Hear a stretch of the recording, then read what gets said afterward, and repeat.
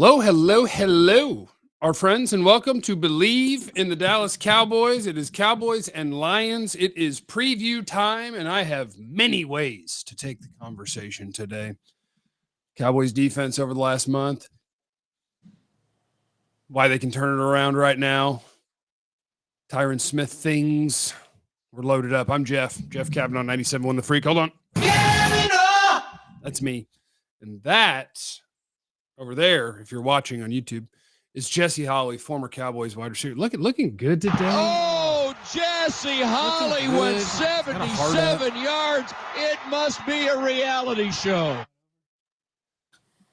All right, Jesse, I need to tell you that our guys at Bet Online bring you this presentation. You got the NFL bowl season, Pop-Tart Bowl yesterday, highlight of my week. The NBA's in full swing. Mavericks tried their best without Luka. Bet Online, they're there to keep you updated. All the up to the second odds, news, info. Bet Online, all the sports wagering info available you need with both desktop and mobile access. Head there today to get into the action. Remember to use the promo code BELIEVE, BLEAV.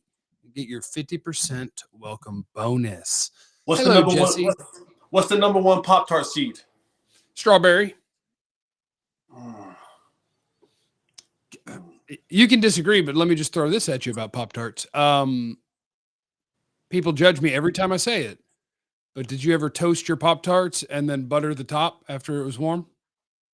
I've never buttered the top. Always have to toast them though. What? I never buttered the top. But to me, you should. Brown cinnamon sugar, 1 seed, strawberry 2 seed.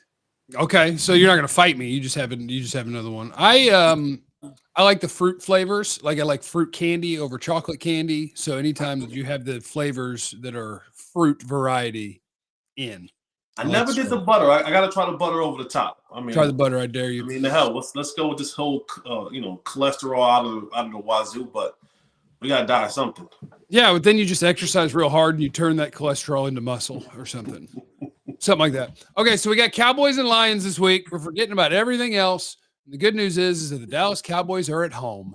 That is the thing that I am putting most of my faith in, that I do believe this is going to be a Cowboys win, but that people won't take much from it because they were at home. And it's like, yeah, that's what they do. They win at home. Talk to me when they went on the road.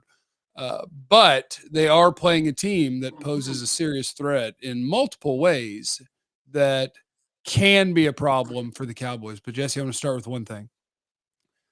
Mike McCarthy said, looks good for Tyron Smith this weekend. Where are you as a football man? Do you look at this as, well, the Cowboys already clinched a playoff spot, and I don't think Philly's going to lose a game, so I need Tyron later, or as soon as you think he can play, you play him? Okay, to answer your question, as soon as Tyron's available, you play him. Because you're talking about the blind side of your quarterback. And the way that Chuma Edoga was letting free rushers, and notably free rushers that when you played look left at guard, he played as an extra left guard twice. Right. And when you let notable free rusher that I know for a fact that when you sat down in the offensive meeting and your position meeting, the dude Bradley Chubb was a dude that they circled and say, hey guys, gotta block him today. And every time you don't have your best offensive lineman available, you're close from potentially your quarterback being out for a significant period of time, right? Because he gets hit from the blind side. It's a thumb, it's a shoulder, it's an elbow, it's an ankle, it's a knee. So my thing is, it's not for the protection of Tyron Smith, so to speak, or saving him. It's also because, I mean, you can play football at a legitimately high level without Tyron Smith. You're not playing football, especially in the playoffs, at a legitimately any level of high or efficient without Dak Prescott.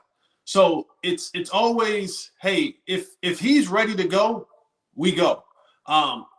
Because for the betterment of the quarterback. That's my only real argument on it, whether rest him or play him. It's Chuma is bad enough to consistently, and it's not a one-off thing. Like Chuma consistently does this. Like he consistently has these mental brain farts in the course of a game and let guys just scot-free go after the quarterback. And that's the last thing that you want at this stage of the season, of your quarterback limping into the playoff due to an injury because of a missed block or misassignment or mental breakdown. Do you mind if I add one thing? Sure. One of my rules, if you let me be the head coach, is which decision that I make will leave me feeling the least stupid if something goes wrong. Because, like, if I were going, look, guys, we're going to be the 5 seed and I need Tyron, so we're going to wait. And then Philly did lose one of their games to one of these crappy teams and you could have won the division, I would feel so stupid. I have to give myself the opportunity to feel not stupid. So I'm playing Tyron as well. Next thing I want to get to, we can do this one really quickly because it's just a report, and I don't know if it's being reported by Jordan Schultz and then everybody else just with common sense or if there's an actual source on the numbers, but it's that Dak Prescott is expected to get a contract extension and be one of, if not the highest paid quarterbacks in football. Do you think that 30 to 40% of the fan base, despite how Dak has played this year, will still be like, oh, you can't pay Dak the money? Of course. It's the Dallas Cowboys. Like, let's move on. I look at the season that Dak is having this year, and I suppose I've always been viewed as Dak positive or Dak homer or whatever, because I can observe that he plays good football and he's good at the job. But the way he has played this year with what he's surrounded with this year, I think just it leaves no doubt. Like, obviously, you're not going to be a team that wins 12 games every year and go, yeah, but boy, I sure do wonder what Trey Lance has. No, I'm good. Yes, Dak, you're going to get the number that says Dak is making $55 to $60 million a year.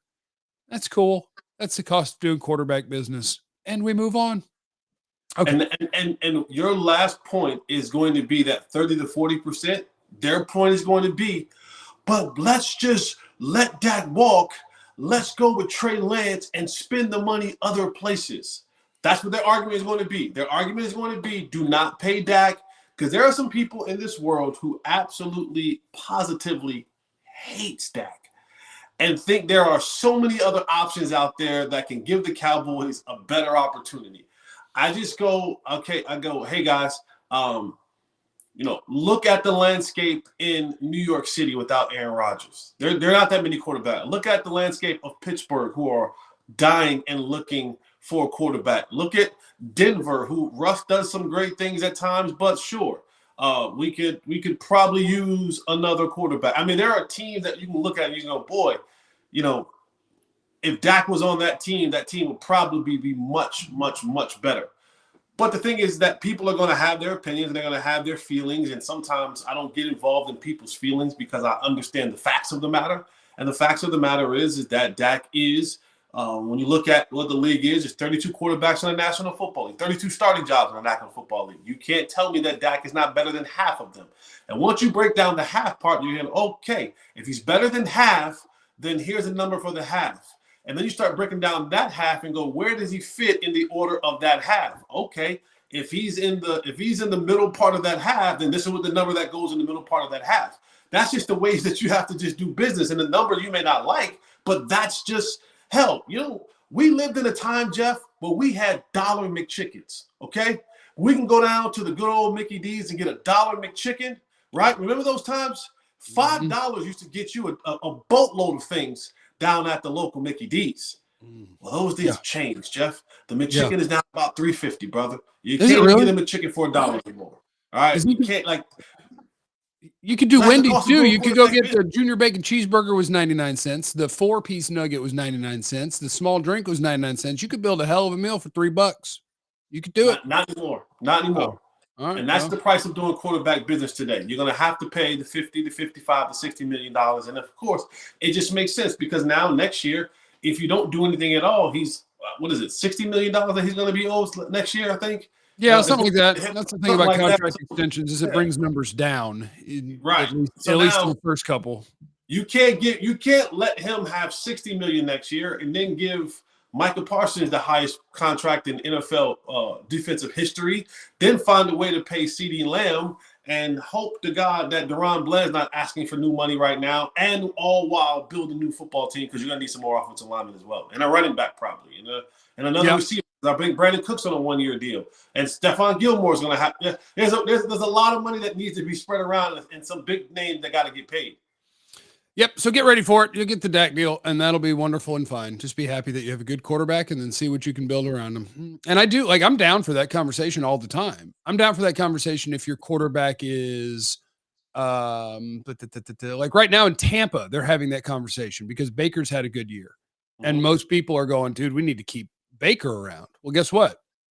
Baker's going to get $40 million because that's the cost of doing business for the quarterback who isn't in the conversation with the really, really, really good quarterbacks. Right. And then if you have a guy that is in the top 10, well, what they do is they go, cool, I'll take more than the last guy got. And you just go boop, a boop, a boop. And that's fine. But as far as this game, one thing that is concerning to the Jeffrey, go third person on you, is the performance of the defense the last 4 games. I like to sort out my little charts in month stretches sometimes. The last 4 games, the Cowboys are the 27th best defense in football. On the season, they're top, 5 or 6 still, something like that. But over the last month, they're 27th. The offense is in the top 7. They have played pretty good competition over their last month, but still, that is concerning the way you've been playing defensive football. The fact that over the last 4 weeks, you have 4 total sacks, 1 a game, as opposed to the month before where you get about 5 a game. This defense is not playing well. I would imagine we agree that most of the reason is because they haven't been able to play the way they want to, which is we're kicking your ass, and now we get to rush the passer all the time. And Detroit, you better believe it, boy. If they could run a lot, they will run a lot, and they do it well. David Montgomery, almost 5 yards a carry. Jahmyr Gibbs, almost 6 yards a carry. They would love to run the ball. My magic belief is just that the Cowboys can get out hot in this game and make the Lions play the way that they don't want to, because the Cowboys do that at home. They score points. It's got to be Dak. It's got to be CD. It's got to be touchdowns. And that puts you on the right track, because if you let Montgomery and Gibbs get 40 carries between them against a run defense that is still going to be missing Jonathan Hankins, Jesse, I could get scared. Yeah.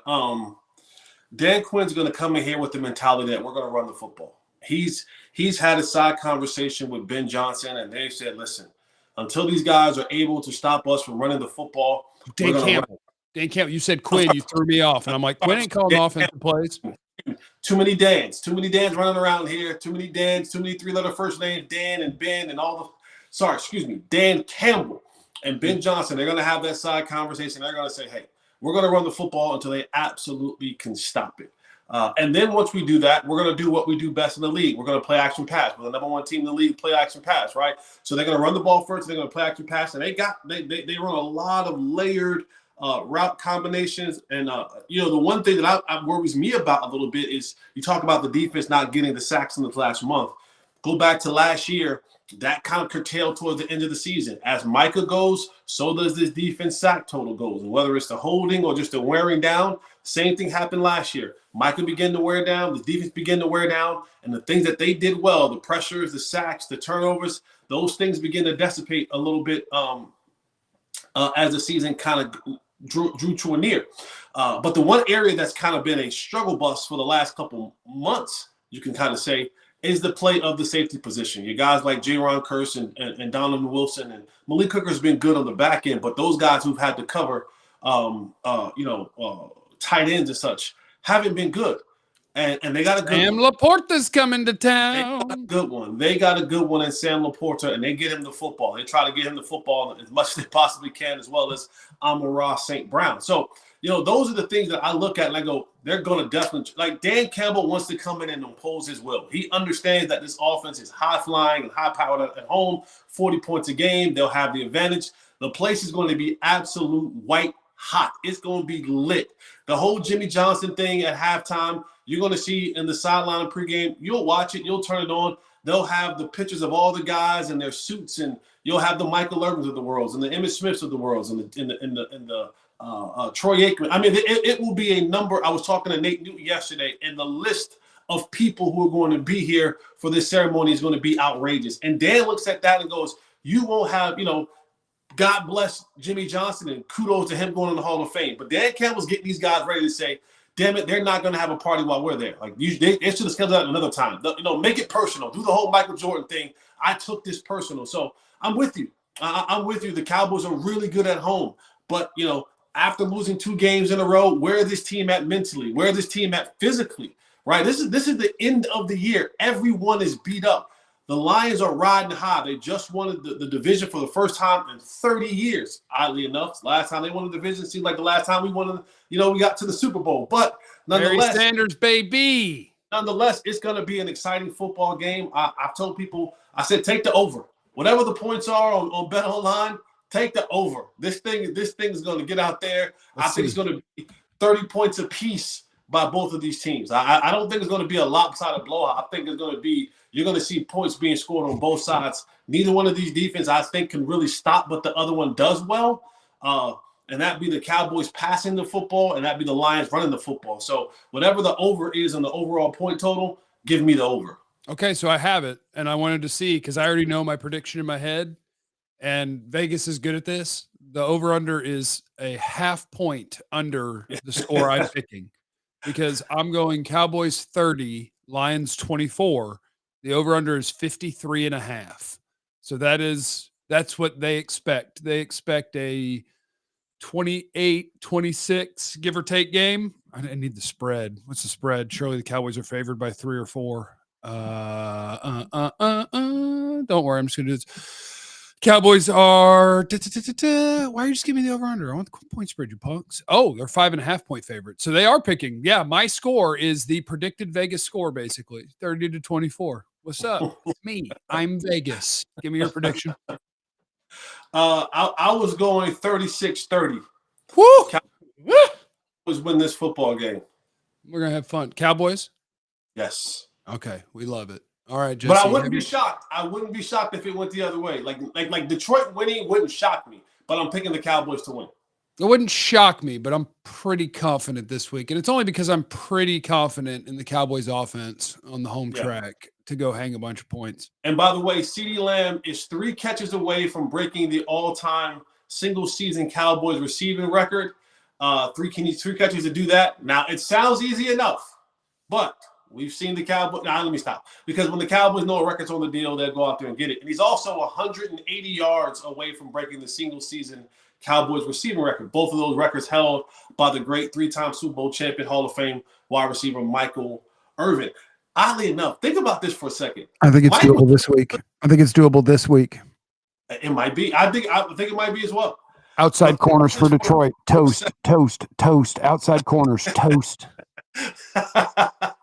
Michael Irvin was cooking in 95. Like Michael Irvin had 1,600 yards in a time where passing wasn't like it is now. It was fullback, tight end, running back. It was like we're gonna do this thing 12 personnel. Like we're not mates and curls for 1,600, right, baby. 21 personnel, 12 personnel. We're not gonna. So for Mike to get off, and they didn't. I think at that time they might have had 16 games back at that point in time, whatever it was. So for Mike to get off at 1,600 yards back then, he was cooking with grease, man. Him and Troy had that thing rocking and rolling. All right, everybody. Thanks for hanging out with us. We appreciate you. Happy holidays still. Almost Happy New Year. For Jesse Holley, my dear friend, who I love very much. We also love you very much, by the way, whoever you are. Even if you are the slimiest, just worst, like we don't line up in any belief whatsoever. I like to believe you're doing your best. So remember, you have no idea what anyone's going through. Be cool to everyone. We love you. Be easy. Happy New Year, everybody. Eliminate the contingencies.